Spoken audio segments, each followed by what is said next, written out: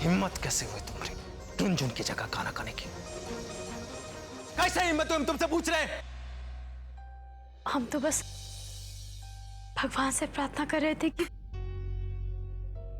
रुंझुन। प्रार्थना करने के लिए तुमको यही वचन मिला था, कोई और वचन नहीं मिला था। गुड्डू ऐसा नहीं है, हम भी चाहते हैं कि रुंझुन जल्द से जल्द घर वापस आ जाए, इसीलिए हम भगवान से प्रार्थना कर रहे थे और कुछ नहीं। बंद करो अपनी नौटंकी, बहुत नौटंकी हो गई तुमने, बहुत बर्दाश्त कर लिया हमने। नहीं गुड्डू ऐसा नहीं है। और रुंझुन की साड़ी कहाँ पहनी तुम? देखो गुड्डू, हम चाहते हैं कि रुंझुन जब घर वापस आए ना तो वो इस घर को जैसा छोड़ के गई थी ना बिल्कुल उसको वैसा ही मिले, जैसा रुंझुन के समय था ये घर। इसीलिए हम ये सब कर रहे हैं और कुछ नहीं। गुड्डू तुमको ऐसा कैसे लग रहा है कि हम रुंझुन की जगह लेना चाहते हैं? जैसा छोड़ के गए थे वैसा ही मिले। कोशिश भी मत कर रहा हूं, क्योंकि तुम 7 जन्म भी ले लोगे ना तो भी रुंझुन की बराबरी नहीं कर सकते। इसलिए अपनी नौटंकी बंद करो, हम थक चुके हैं इससे।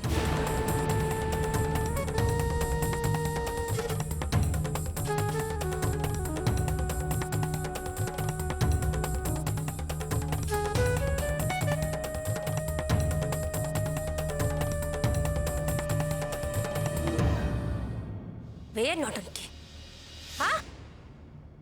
बे अगर बैल ना अब सीधा रास्ता पे नहीं चलत है ना तो आंख मूंद के मुंह बांध के ना सटासट कोड़ा चलावे के पड़त है। और हम अपने कलसन में ना दुनिया के बड़ा से बड़ा बैल सीधा किए रहे।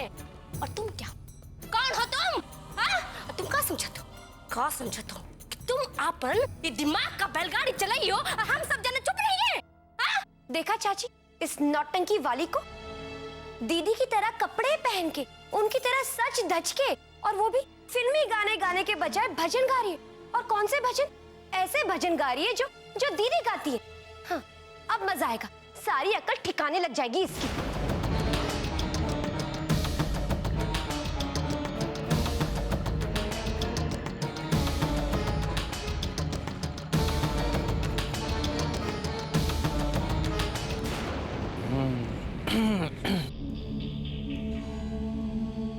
क्या रे नौटंकी, कौन सा केस लड़ने की तैयारी कर रही है बे?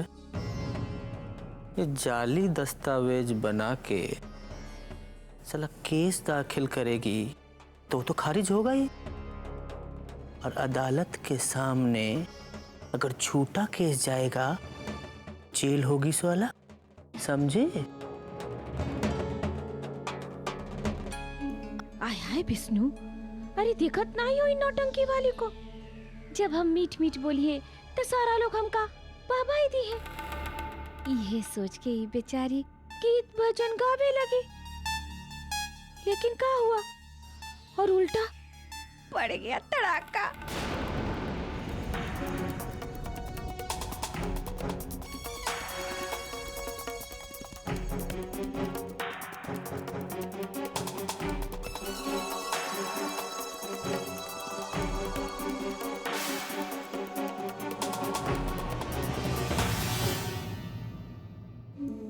मिठू भाभी, वाह क्या जमा के वार किया है आपने, मजा आ गया। आय हाय विष्णु, ज्यादा खुश होने की जरूरत नहीं है। तनियापन वकीली बुद्धि लगाओ, सोचो। अरे नौटंकी वाली है ना, घाट घाट के पानी पिए। देखत नहीं हो, ये रुंझुन को घर से आउट करके ना आपन लीला, प्रेम लीला खेला खेले चाहत है।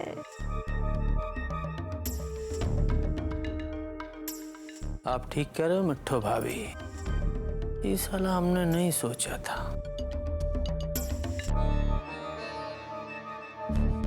मिठू भाभी, आप आइए हमारे साथ, हम बताते हैं। चलो।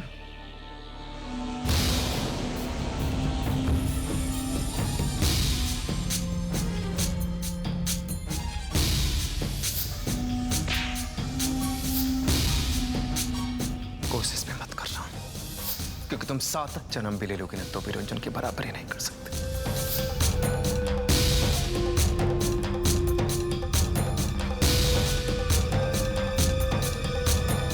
आय हाय, नीलू नाम की नाली। मन तो करत है ना कि डिटर्जेंट पाउडर डाल के सफाई कर दे झमाझम।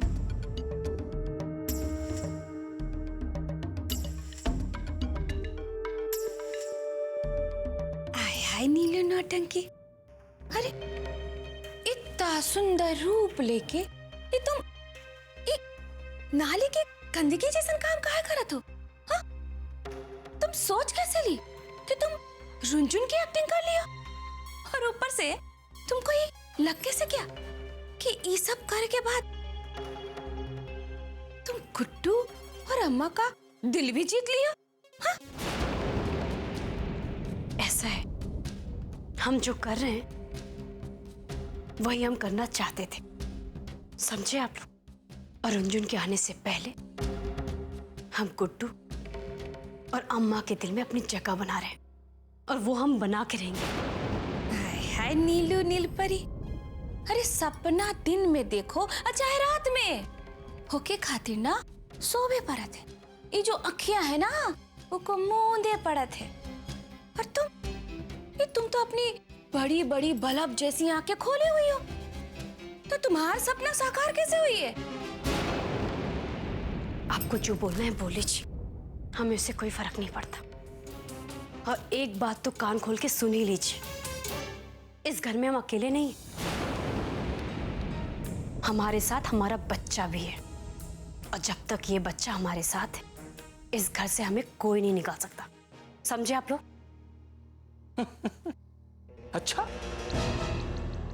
अच्छा नीलू नौटंकी, तुमको क्या लगता है रुंझुन इस घर में कभी वापस नहीं आएगी? गलतफहमी है तुम्हारी।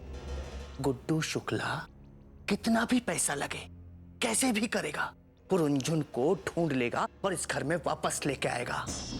फिर क्या करोगी तुम? कला का प्रदर्शन करोगी अपनी उस भीड़ के सामने, और भीड़ वाहवाही लुटाएगी तुम पे। लेकिन गुड्डू की वाहवाही और दिल नहीं लूट पाओगे तुम। हमें पता है कि एक घर में 2 पत्नियां एक साथ नहीं रह सकती, जैसे एक सारंगी से 2 लोग एक साथ सुर नहीं निकाल सकते। लेकिन इससे हमें कोई फर्क नहीं पड़ता, हमें तो बस गुड्डू को पाना है। और उससे पाने के लिए हमें जो भी कीमत चुकानी पड़ी, हम जरूर चुकाएंगे।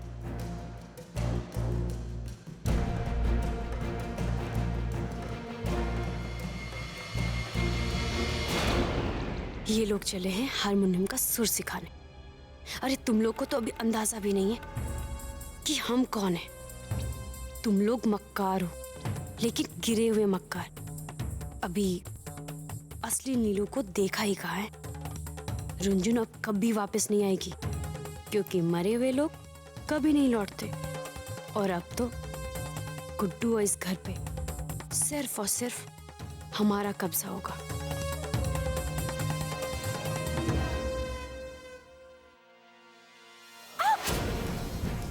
ये क्या बदतमीजी है? छोड़ो हमें। बस देवी बस, अब हम तुमसे दूर नहीं रह सकते। देवी माना हमने, माना कि हमसे हो गई गलती, लेकिन क्या उस एक गलती की सजा हम पूरी जिंदगी भुगते हैं? ये फालतू की बातें करना बंद करो। देवी जो ये तुम्हारे पेट में पल रहा है ना, वो हमारे पैर की निशानी है। छोड़ो हमें। कितनी बार जब्बू, कितनी बार तुम्हें समझाना पड़ेगा कि ये बच्चा तुम्हारा नहीं है। तुम कहोगे हम मान लेंगे। देवी बात तुमको क्यों नहीं समझ में आती कि हम तुमसे और इस बच्चे से बहुत प्यार करते हैं? हटो यहाँ से। एक बार फिर से हम तुम्हें बता देते हैं कि ये बच्चा कभी भी तुम्हारा नहीं था और ना ही कभी तुम्हारा होगा। तुम्हारे लिए ये अच्छा होगा कि अगर तुम यहाँ से चले जाओ।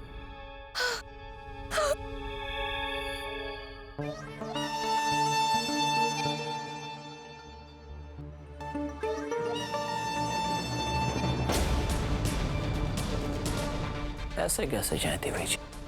तुम्हारे इस खूबसूरत रूप और प्यार को तो छोड़कर जाने का मन नहीं करता, पर न ही हमारे पास रहने के लिए घर, सोने के लिए ऐसा खूबसूरत बिस्तर, और इन सब चीजों के लिए चाहिए होता है धन, जो हमारे पास नहीं है। तो कहाँ चले जाएं, आप ही बताइए। आखिर कहना क्या चाहते हो तुम? हमारे लिए पैसों की व्यवस्था कर दीजिए, हम आपको हमेशा के लिए मुक्त कर देंगे।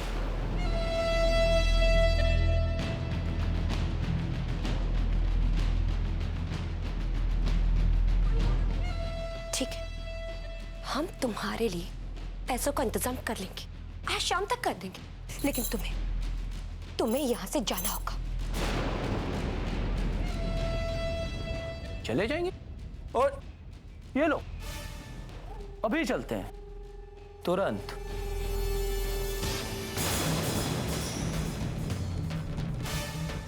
देवी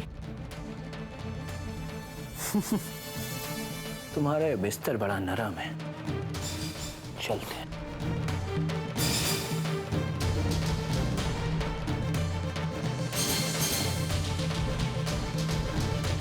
अब इस चब्बू के लिए हम पैसों का इंतजाम कहाँ से करें?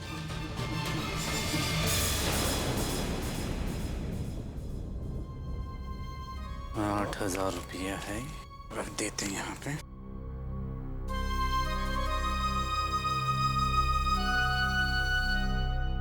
भैया भैया कहाँ जा रहे हैं? कहाँ जाएंगे? हमारी जिंदगी का एक मकसद है, बस रंजन को ढूंढना, उसी को ढूंढने जा रहे हैं।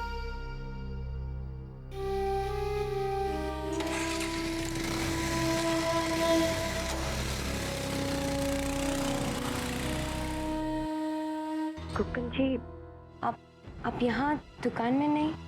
नहीं, हम दुकान पे ही थे, फिर से जा रहे हैं वहीं पे। तुम्हें कुछ काम है? नहीं।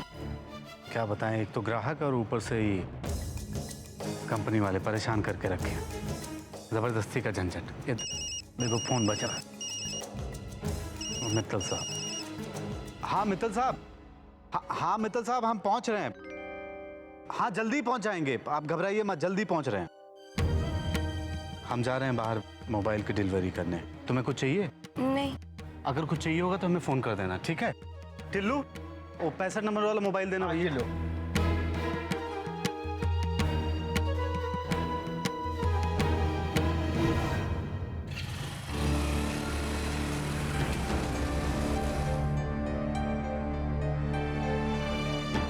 अरे भाभी, आज आप यहाँ? हाँ, वो अब कुकन जी दुकान पे नहीं थे ना, तो हमने सोचा कि हम ही आके जरा ऐसे ही देख ले, इसी बहाने हम बाहर तक आ भी गए। अरे तो क्या हुआ है, आइए बैठिए। हाँ। और चाय मंगवा देते हैं, ये भी चाय बोल दो है? हाँ हाँ, 2 चाय इधर भेज देना।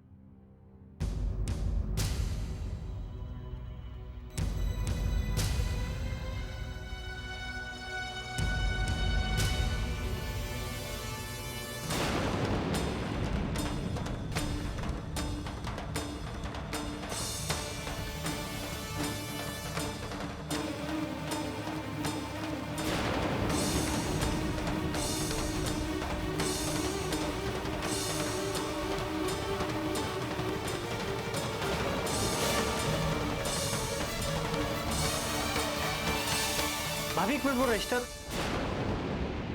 अच्छा आप बैठिए, हम खुद ले लेते हैं।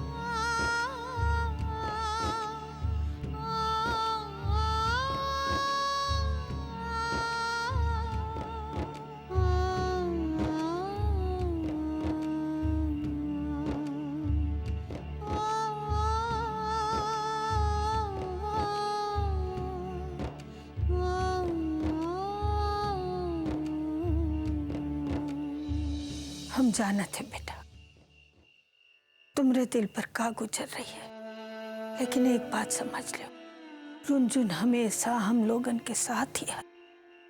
भगवान पर भरोसा रखो, रुनझुन जल्दी वापस आ जाइए।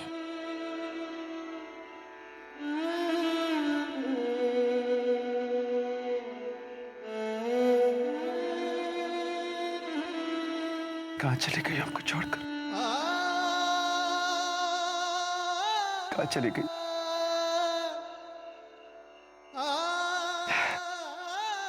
तुम जानते हो ना, हम तुम्हारे बिना नहीं रह सकते। अब नहीं रह सकते तुम्हारे बिना।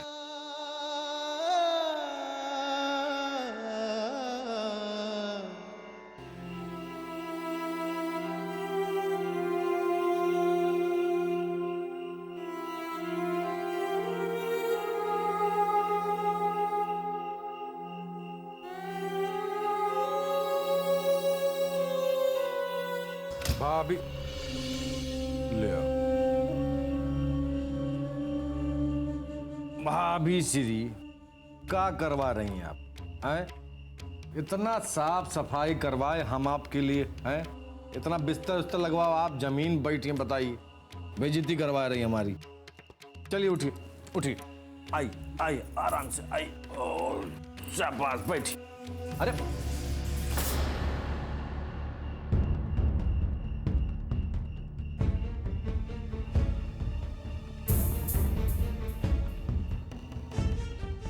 हमें इसको तो बुखार है,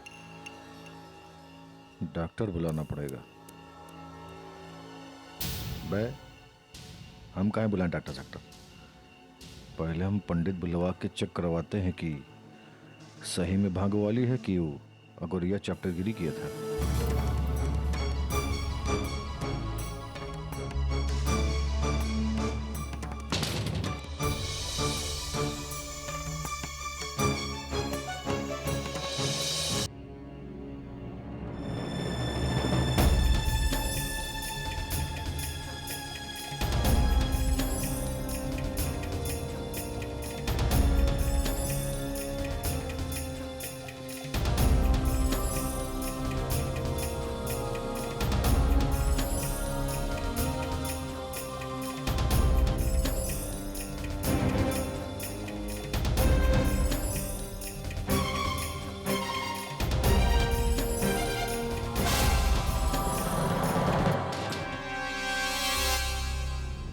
क्या हुआ, ठीक से देख लिए? हाँ बताइए क्या लिखा है इसके भाग में? अच्छा पप्पू यादव जी, एक बात बताइए, ये है कौन? हमें यार पंडित ऐसा है, ज्यादा सवाल जवाब ना करिए, जल्दी से बताइए। अरे यादव जी, इसीलिए तो हम पूछ रहे हैं। ऐसा हाथ हमने अपनी जिंदगी में नहीं देखा, बस सुना था या किताबों में पढ़ा है। इनकी हाथ की रेखाएं साफ साफ बता रही हैं कि ये किसी परम सौभाग्यवती नारी का हाथ है। भाग्य का ऐसा योग और रेखाओं का ऐसा सामंजस्य बहुत ही दुर्लभ है। ये तो करोड़ों में एक है, भागों वाली है, भागों वाली। मतलब कि ये पप्पू यादव का भाग्य भी चमकाएगी।